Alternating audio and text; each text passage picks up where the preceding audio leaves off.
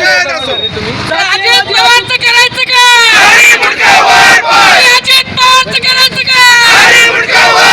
भुजबळ साहब तुम आगे बढ़ो, भुजबळ साहब तुम आगे बढ़ो, तुमची आमची एकच चळवळ, तुमची आमची एकच चळवळ, जातीवादी अजित पवारचं करायचं काय? भुजबळ साहब तुम आगे बढ़ो, हम तुम्हारे साथ हैं, भुजबळ साहब तुम आगे बढ़ो, हम तुम्हारे साथ हैं। आंदोलन केलेलं आहे, काय नेमकी मागणी होती आणि प्रत्यक्षात काय झालेलं आहे मंत्रिमंडळाच्या संदर्भात जेणेकरून भुजबळ साहेबांना डावलण्यात आलेलं आहे?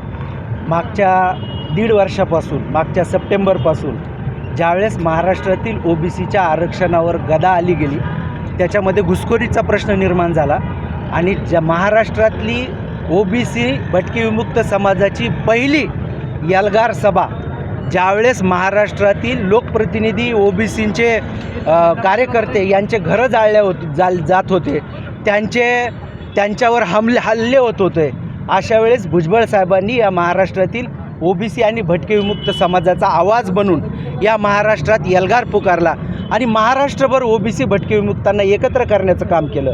त्यांनी एकत्रकरण करून त्या भुजबळ साहेबाच्या भूमिकेमुळं मागच्या विधानसभा निवडणुकीमध्ये महायुती सरकारला मोठ्या प्रमाणात यश मिळालं आणि आज आम्ही सर्वपक्षीय ओबीसी समाज मिळून या ठिकाणी महायुतीच्या हे जे काही उपमुख्यमंत्री आहेत आणि राष्ट्रवादीचे अध्यक्ष अजित पवार यांनी भुजबळ साहेबांना जे डावलण्याची भूमिका घेतली त्या भूमिकेचा निषेध करण्यासाठी आज आम्ही या ठिकाणी आंदोलन केलं. काय डावलण्यात आलं असं? त्यांना मंत्रिमंडळातून का डावललं याचा प्रश्न आम्हाला अनुत्तरित आहे.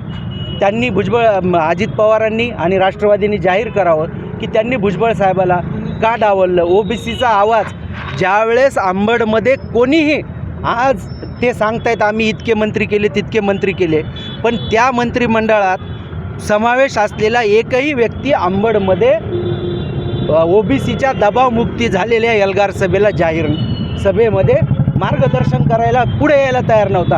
आणि मग तुम्ही अशी बेगडी ओबीसी घेण्यापेक्षा खरा ओबीसी आणि ओबीसीचा बुलंद आवाज असलेले भुजबळ साहेब, पडळकर साहेब आणि वडेट्टीवार साहेब आणि ते सगळेजण होते, जे सर्वपक्षीय सभा होती, त्यापैकी तर कोणीच नाही आहे. मग सत्ता कुठं आहे? ओबीसीचा आवाज दबावमुक्तीत ज्यावेळेस लोकांनी आवाज उचलला त्या लोकांना तुम्ही बाजूला ठेवताय. तुमची मनीषा काय?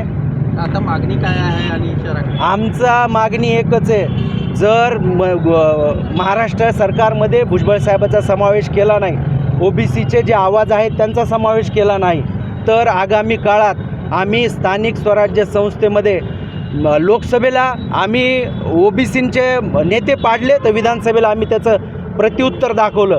पण आता तुम्ही जर विधानसभेला हेच केलं तर ओबीसी समाज तुम्हाला जिल्हा परिषद, स्थानिक स्वराज्य संस्थेत, महानगरपालिकेत आपली जागा दाखवल्याशिवाय राहणार. महायुतीच्या विरोधात मतदान करायला स्थानिक स्वराज्य संस्था तुम्हाला सांगतो, ओबीसी हा प्रगल्भ समाज आहे. लोकसभेला त्यांचे ओबीसीचे नेते पडले, विधानसभेला ते महायुतीच्या बाजूने आले. आता तुम्ही जर महायुतीच्या ओबीसीच्या आवाजाला तुम्ही जर भुजबळ, पडळकर यांच्यासारख्या लोकांना बाजूला करणार असाल, फरांदे होते देवेनेताई आंबडला, हे सगळे बाजूला गेले, मग आता कोण आहे? मग ओबीसी समाज का इतका दूधखुळा आहे का? दाखवून देऊ तुम्हाला आम्ही या जिल्हा परिषद, महानगरपालिकेत आम्ही काय करणार आहे ते.